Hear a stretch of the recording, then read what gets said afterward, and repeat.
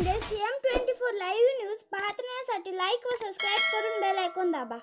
CM24 live news मध्ये आपलं स्वागत आहे। पाहूया आजच्या काही ठळक घडामोडी। नमस्कार, आपण पाहतात सामान्य जनतेचा आवाज नांदेड CM न्यूज। आज आपण नांदेड शिडको ग्रामीण पोलीस स्टेशन या ठिकाणी आहोत आणि या ठिकाणी गणपती उत्सव 2025 निमित्त या ठिकाणी नुकतीच शांतता बैठक या ठिकाणी संपन्न झाली। त्यानिमित्त आपल्यासोबत या ठिकाणी जनतेसाठी साखरेहून गोड परंतु जे गुन्हेगार आहेत त्यांच्यासाठी दबंग असणारे या ठिकाणी आपल्यासोबत पोलीस निरीक्षक ओमकांतजी चिंचोलकर सर आपल्यासोबत आहेत। आपण त्यांच्याशी चर्चा करत आहोत। सर, आज जी शांतता बैठक झाली यामध्ये काय काय नियम आयोजित केले होते, काय काय होते? या ठिकाणी आज जी शांतता कमिटीची बैठक झालेली आहे त्यामध्ये आम्ही सर्वांना पोलीस पाटील, सरपंच, तंटामुक्ती अध्यक्ष, मंडळ, सर्व समाजाचे बांधव, पॉलिटिकल या सर्वांना आम्ही या ठिकाणी बोलवलं होतं। त्यामध्ये सर्व डिपार्टमेंट, इतर डिपार्टमेंट, वरिष्ठ अधिकारी यांना पण आमंत्रित करण्यात आलेलं होतं।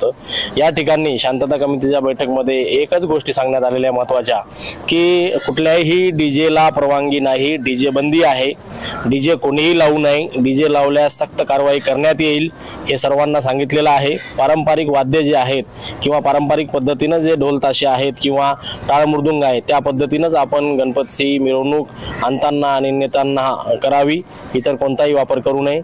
गणपती विसर्जन किंवा सुरुवातीला बसताना आपल्याला रस्त्यामध्ये किंवा लाईनचा कुठलाही प्रॉब्लेम असेल तर त्यासाठी आपण SP साहेबांच्या आदेशाने वेगवेगळे व्हॉट्सअपचे ग्रुप तयार केलेले आहेत। त्याप्रमाणे ते आपल्याला त्या ग्रुपवर आपल्या अडचणी सूचना सांगितल्या तरी त्या पद्धतीने फॉलो करण्यात येतील। तसेच इतर कोणाला काही अडचण असेल तर आपण डायरेक्ट पोलीस स्टेशनला संपर्क साधू शकता।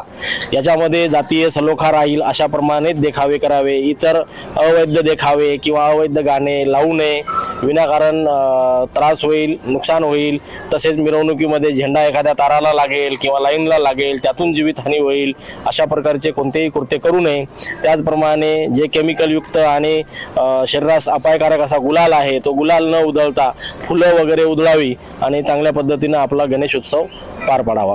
या ठिकाणी गणपती उत्सवामध्ये विविध झाक्या तयार करतात, तर झाक्यामध्ये कशा प्रकारे म्हणजे झाकी किती उंच असावी असे आपण त्यांना आदेश देणार? झाकीच्या संबंधाने आणि बाप्पाच्या मूर्तीच्या संबंधाने आणि ट्रॅक्टरच्या संबंधाने पण सूचना देण्यात आलेल्या आहेत की आपला ट्रॅक्टरची उंची जास्त नसावी, आपल्या त्याच्यावर करण्यात येणारी झाकी आणि ज्या काही नियोजन कमान वगैरे आहे किंवा डेकोरेशन आहे हे आपण कमीत कमी 12 ते 13, 14 फुटापर्यंतच असावं, त्यापेक्षा जास्त नसावं। कारण लाईनच्या तारा आहेत, कमानी आहेत, त्यापेक्षा जास्त त्या ठिकाणी नसावं आणि जास्त डेकोरेशन त्यावर करू नये।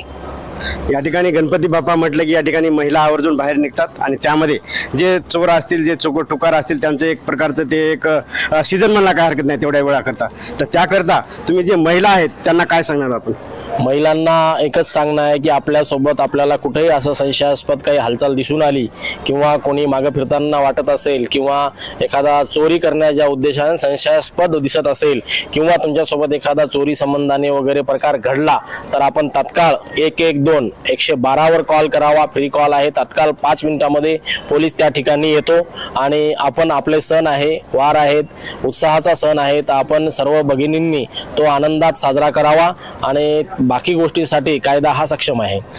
गणपतीचा उत्सव लक्षात घेऊन या ठिकाणी जी पोलीस नेहमी रस्त्याने असते त्यामध्ये महिला पोलीस असतील किंवा पोलीस कर्मचारी असतील यामध्ये काही वाढ झालेली आहे का पोलिसांनी? गणपती उत्सवाच्या काळामध्ये बाजारपेठेमध्ये मोठ्या प्रमाणात लोकांची खरेदी वगैरे चालू असते आणि या उत्सवामध्ये महिला पण जास्त बाहेर फिरतात, त्यामुळे ग्रामीण पोलीस स्टेशनची तर दरवर्षीप्रमाणे बंदोबस्त लागलेलाच आहेत।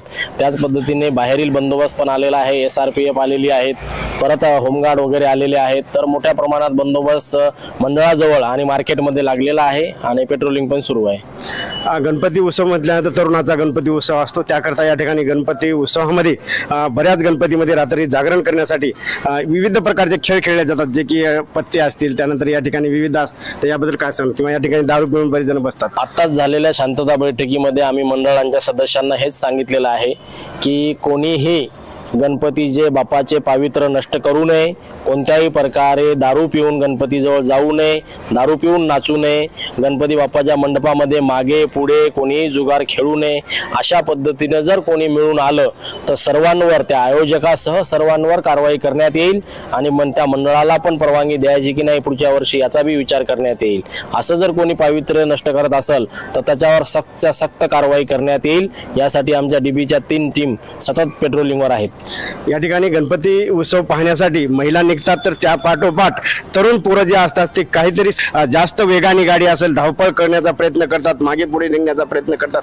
यामध्ये गाडी स्पीडने चालवू नये याकरता आपली काय काही आहे? गाडीच्या याच्यासाठी आपण वेगवेगळ्या महत्त्वाच्या चौकामध्ये आणि बाजाराच्या ठिकाणी आपण नाकाबंदी लावलेली आहे.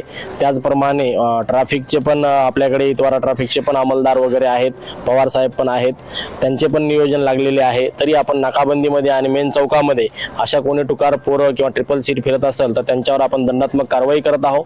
जर दारू पिऊन कोणी वाहन चालत असेल तर त्याच्यासाठी पण आपण सगळे ब्रेथ अनालायझर मशीन वगैरे आहेत त्या पण रस्त्यावर काढून आपण त्याच्यामध्ये चेकिंग सुरू करण्यात आलेली आहे.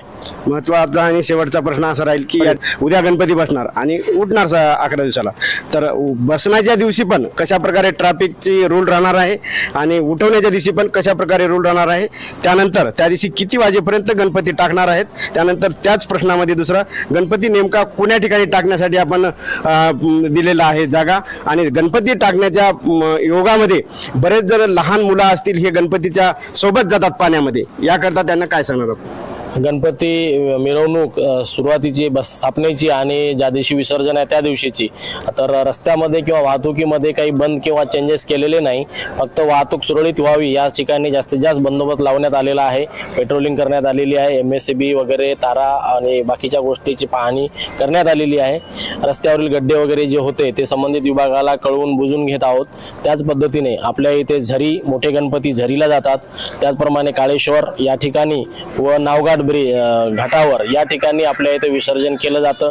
जास्तीत जास्त जे छोटे गणपती आहे महानगरपालिकेकडून जी व्यवस्था करण्यात आलेली आहे गल्लोगल्लीमध्ये त्याच ठिकाणी आपण विसर्जन करावं. नदीमध्ये मोठ्या प्रमाणात इतर वस्तू काही टाकू नये, त्यासाठी जे महानगरपालिकेने व्यवस्था केलेली आहे तीच पाळावी. शासनाने जे बंधन घालून दिलेलं आहे वेळेचं आणि सुप्रीम कोर्टाने जे बंधन घालून दिलेलं आहे आपल्याला वाजवण्याबद्दलचं, डेसिबलचं आणि वेळेचं, तो आपण पाळावं हीच विनंती.